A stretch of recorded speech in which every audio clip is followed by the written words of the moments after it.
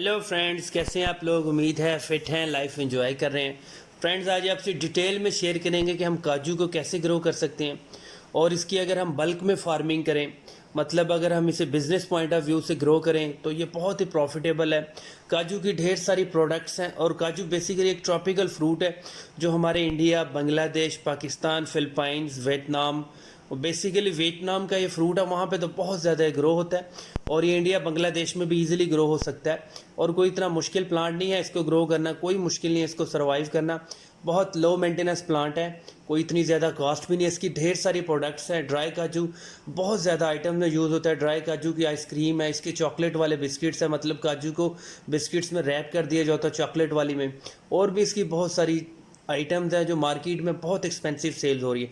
काजू का ऑयल है जो बहुत ज़्यादा स्किन के लिए, हेयर के लिए यूज़ होता है। अच्छा, अगर इसके ग्रो करना है तो अगर हम बल्क में ग्रो करते हैं तो हम इसके सीड्स को सिर्फ पानी में भिगो देते हैं, उसके बाद हम ग्रो कर सकते हैं। जो मार्केट में काजू मिलता है जिसे हम खाने के लिए यूज़ करते हैं, जिसे हम पक्का काजू कहते हैं, वो साल्टेड काजू होता है। उसको अगर हम ग्रो करेंगे तो फंगस लग जाएगा, वो कभी भी ग्रो नहीं होता। उसको आप ग्रो करने की ट्राई भी ना किया करें। इसके जो सीड्स होते हैं वो विद शेल होते हैं, मतलब जैसे ये प्लांट से टूटता है, इसका जो एप्पल होता है, काजू का एप्पल होता है, उसके अंदर से जो शेल वाला इसका सीड होता है वही इसका ओरिजिनल सीड होता है, उसी से हम इसको ग्रो कर सकते हैं। इसके लिए अगर आप बल्क में ग्रो करें तो स्पेशल ज़मीन की कोई इतनी तैयारी नहीं करनी होती।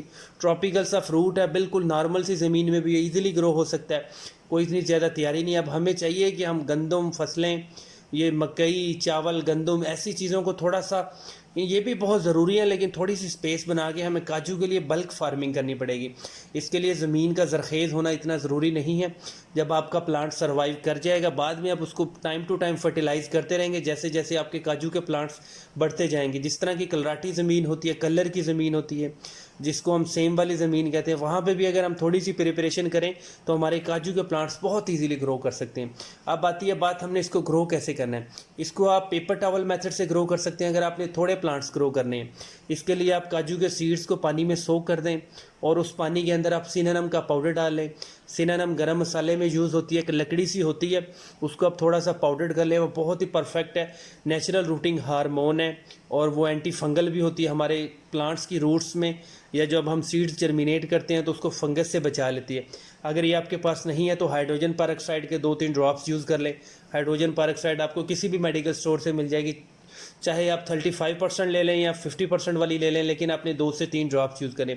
काजू के सीड्स को आप किसी भी बॉटल के अंदर, किसी भी जो डिस्पोजेबल कप होता है, ट्रे होता है, उसके अंदर टिश्यू पेपर्स के अंदर रैप करके 100% एयर टाइट कर दें।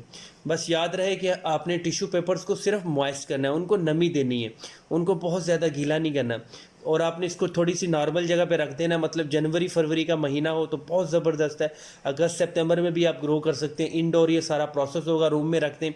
इसकी जो जर्मिनेशन है वो मैक्सिमम अगर जल्दी हुई तो 20 डेज़ लगेंगे, और अगर थोड़ा सा ज़्यादा टाइम लगा तो 50 डेज़ तक इसके सारे के सारे सीड्स जर्मिनेट हो जाएंगे।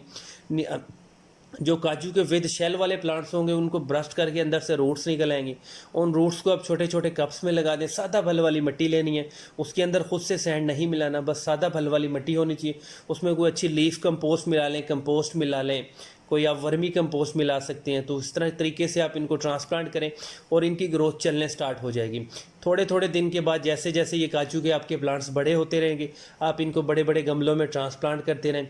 और जब तक आपका 1 से 2 साल का बड़ा तगड़ा प्लांट नहीं हो जाता तब तक आप उसको ज़मीन में ना शिफ्ट करें, क्योंकि गमले के अंदर केयर बहुत आसान होती है। अगर बारिश ज़्यादा हो रही है, बहुत ज़्यादा धूप की वजह से आपका प्लांट ख़राब होने लग रहा है, तो आप गमले को उठा के इधर उधर मूव भी कर सकते हैं। अगर आप ज़मीन में लगा दें तो फिर वो एक ही जगह फिक्स हो जाता है प्लांट। ये एक मेथड था कि हम इसको पेपर टॉवल से कैसे ग्रो कर सकते हैं। इसको हम डायरेक्ट सीड्स को ज़मीन में भी लगा सकते हैं, इसके डायरेक्ट सीड गमलों में लगा सकते हैं, नर्सरी बैग्स, शॉपिंग बैग्स में लगा सकते हैं। अब ये जो डिस्कस कर रहा हूँ ये हमारा नर्सरी वाला मेथड है।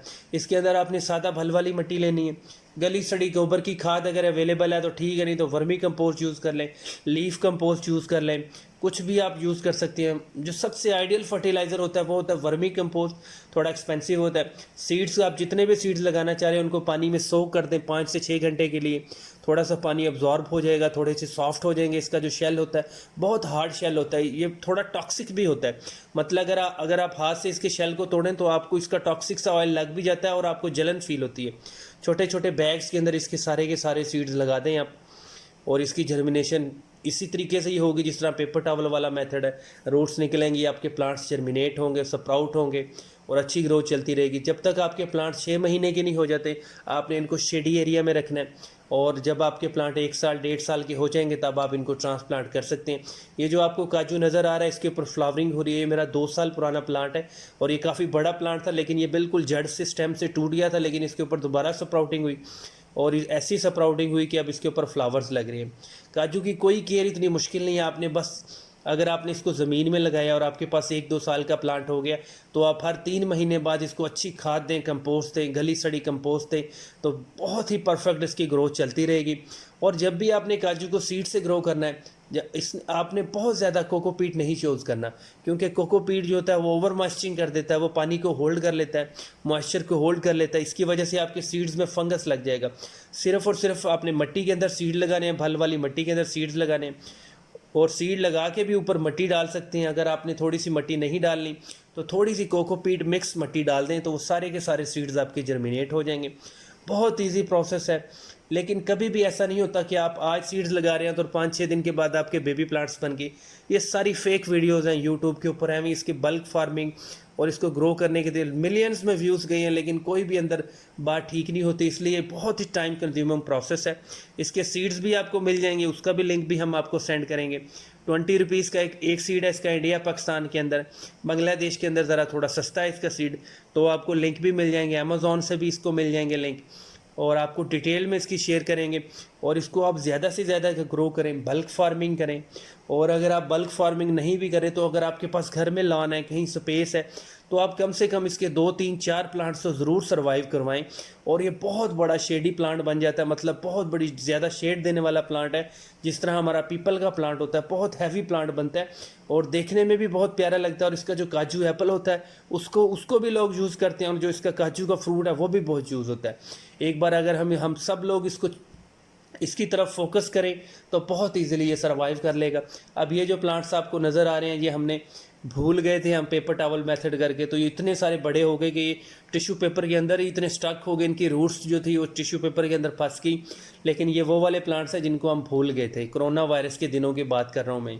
अगर आपने बात की जाए तो ट्रांसप्लांट कैसे करना है प्लांट को, हमेशा नए गमले में जब भी प्लांट को ट्रांसप्लांट करते हैं पुराने गमले में से निकाल लिया करें मट्टी समेत, जिसको हम रूट बाउल कहते हैं। रूट बाउल समेत अगले गमले के अंदर लगाएं, जिस तरीके से आपको पिक्चर्स में विजिबल हो रहा है। फिर इधर उधर जो स्पेस बनती है वहाँ पे आप मट्टी गिरा दें, मट्टी गिरा के थोड़ा सा प्रेस करें। फर्स्ट टाइम आपने थोड़ा सा ज़्यादा पानी देना है ताकि जो एयर बबल्स हैं वैक्यूम है गमले के अंदर वो रिमूव हो जाए और जो रूट्स हैं नई मट्टी के अंदर अच्छे से एडजस्ट हो जाए। थोड़ा सा पानी दे दें तो आपका प्लांट कभी भी ट्रांसप्लांट शॉक नहीं लगता है। काजू के प्लांट्स को जो बेस्ट फर्टिलाइज़र है वो गली सड़ी गोबर की खाद है, और जो वुड ऐश होता है, जब लकड़ियाँ जलाते हैं हम, जो हमें ऐश मिलता है जिसको हम राख कहते हैं, वो भी आप अपने 6 महीने 7 साल बाद अपने प्लांट्स को अच्छी तरह दें तो उसकी बहुत पावरफुल मिलती है। उम्मीद है आपको वीडियो अच्छी लगी है, चैनल को ज़रूर सब्सक्राइब करें। Thank you friends.